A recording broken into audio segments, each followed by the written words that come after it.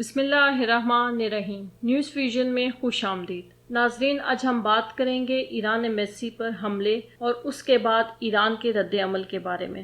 یہ حملہ آذربائیجان میں ہوا۔ آذربائیجان میں 85% شیعہ آبادی ہے، جو تقریباً 85 سے 90 لاکھ کے قریب بنتی ہے۔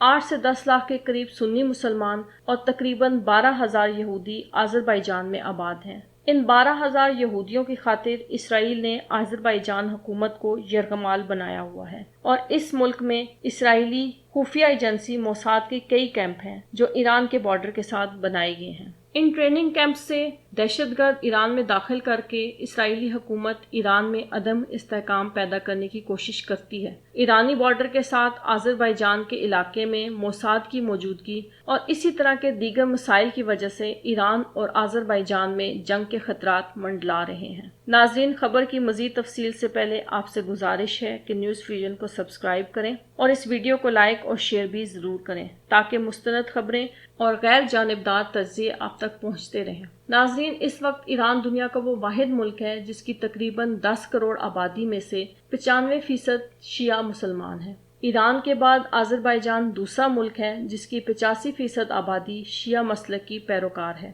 اگرچہ آذربائیجان ایک سیکولر ملک ہے، مگر آبادی کی غالب ترین اکثریت مسلک تشیع کو فالو کرتی ہے۔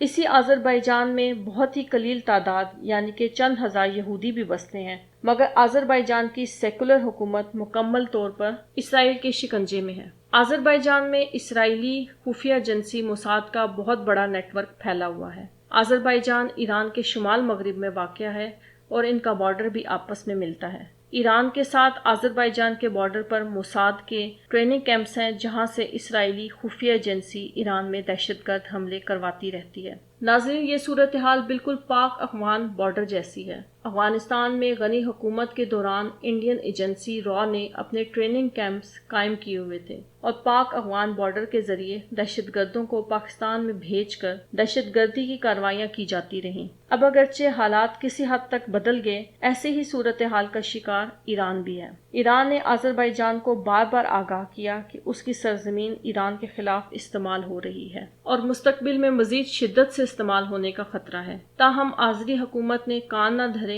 تو ایران اپنی تاریخ کی سب سے بڑی جنگی مشقیں آذربائیجان کے بارڈر کے ساتھ کر رہا ہے، جس میں جدید ترین میزائل، ٹینکس، ہیلی کاپٹر، توپ خانہ اور انتہائی اعلیٰ ڈرونز کا استعمال کیا جا رہا ہے۔ ان جنگی مشقوں کا نام خیبر جنگی مشقیں دیا گیا ہے۔ اس نام کی بھی ایک خاص وجہ اور تاریخ ہے۔ خیبر مسلمانوں کی یہودیوں کے خلاف لڑی گئی پہلی اور شاید اب تک آخری جنگ تھی جو مسلمانوں نے یہودیوں کو بدترین شکست دے کر جیتی تھی۔ اب ایران کا فوکس بھی آذربائیجان میں انتہا پسند اسرائیلی صہیونی دہشت گرد ہیں، اس لیے ان کے خلاف ایران کا طاقت کے اظہار کو بھی خیبر کے نام سے موسوم کیا گیا ہے۔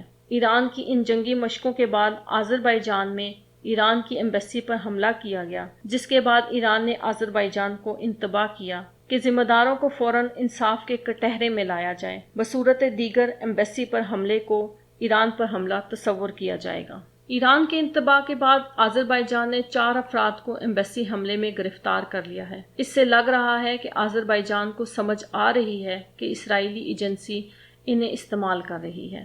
ایران کا دوسرا مطالبہ آذربائیجان سے یہ ہے کہ اپنے ملک سے فوراً ان داعش کے جنگجوؤں کو نکالے جنہیں گزشتہ سال آرمینیا کے ساتھ جنگ کے دوران مختلف ممالک سے لا کر ایران کے ساتھ بارڈر پر آباد کیا گیا ہے۔ وجہ جو بھی ہو، 2 مسلم ممالک میں جنگ کسی بھی طرح اچھا شگون نہیں، اور اب تو اور حیرت کی بات ہے کہ 2 شیعہ اکثریتی ملک آپس میں لڑیں گے۔